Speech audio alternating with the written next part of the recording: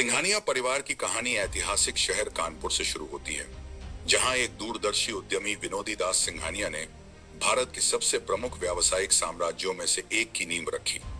राजस्थान के अपने पैतृक गांव सिंघाना को छोड़कर विनोदी दास ने उद्यमिता और नवाचार की यात्रा शुरू की और अपने सपनों को साकार करने के लिए फर्रुखाबाद में बस गए। अपने पुत्रों राम सुखदास और सर्व सुखदास के साथ उन्होंने बैंकिंग और ट्रेडिंग की दुनिया में कदम रखा और कानपुर, कोलकाता, वाराणसी और मिर्जापुर जैसे प्रमुख शहरों में शाखाएं स्थापित की। उनके दूरदर्शी व्यापारिक दृष्टिकोण और अथक समर्पण ने उन्हें जल्द ही पहचान और सफलता दिलाई, जिससे आने वाली पीढ़ियों के लिए एक मजबूत नींव तैयार हुई। जब व्यापार की बागडोर अगली पीढ़ियों को सौंपी गई, तब जुग्गीलाल सिंघानिया इसके विस्तार और विविधीकरण के प्रमुख प्रेरक बने। उनके नेतृत्व में परिवार का व्यवसाय बैंकिंग और ट्रेडिंग से औद्योगिक क्षेत्रों की ओर बढ़ा, जो विकास और समृद्धि के एक नए युग की शुरुआत थी। 1905 में जुग्गीलाल सिंघानिया अपने परिवार को लेकर कानपुर आ गए और इस गतिशील शहर में एक ठोस आधार स्थापित किया। गंगा फ्लोर मिल और कानपुर कॉटन मिल्स जैसे उपक्रमों के माध्यम से सिंघानिया परिवार ने भारत के उभरते औद्योगिक क्षेत्र में अपनी अहम भूमिका स्थापित की।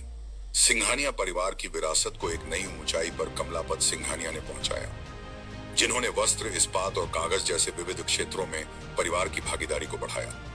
नवाचार और रणनीतिक साझेदारियों की गहरी समझ के साथ कमलापत ने पारिवारिक व्यवसाय को एक विशाल समूह में बदल दिया और भविष्य के विकास की मजबूत नींव रखी। ठाणे में प्रतिष्ठित रेमंड वूलन मिल्स की स्थापना से लेकर द्वितीय विश्व युद्ध में योगदान के लिए नाइटहुड की उपाधि तक कमलापत के दृष्टिकोण और नेतृत्व ने सिंघानिया परिवार को अभूतपूर्व सफलता और प्रभाव के शिखर तक पहुंचाया। जैसे जैसे व्यापार बढ़ता गया, यह 3 प्रमुख केंद्रों कानपुर, मुंबई और दिल्ली में फैल गया, जो परिवार की विरासत के स्तंभ बन गए।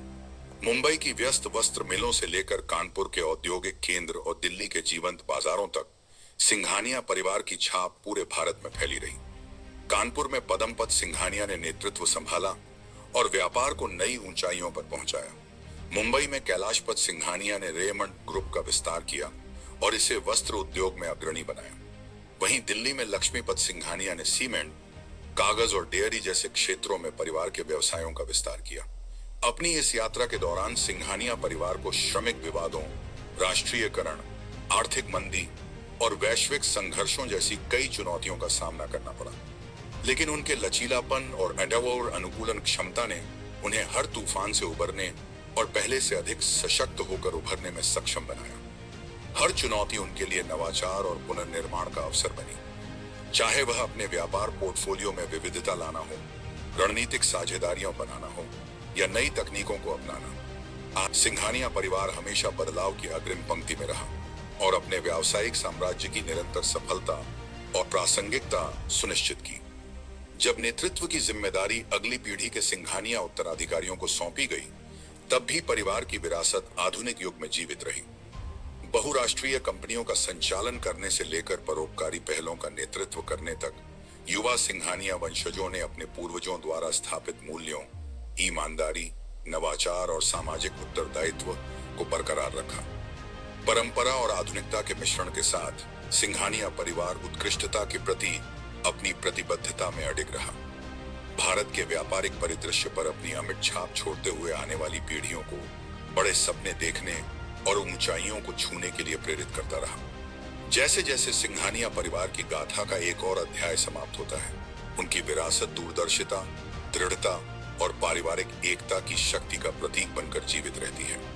कानपुर की साधारण शुरुआत से लेकर वैश्विक मान्यता और प्रशंसा तक सिंघानिया वंश यह दर्शाता है कि कड़ी मेहनत, समर्पण और अडिग संकल्प के साथ क्या कुछ हासिल किया जा सकता है।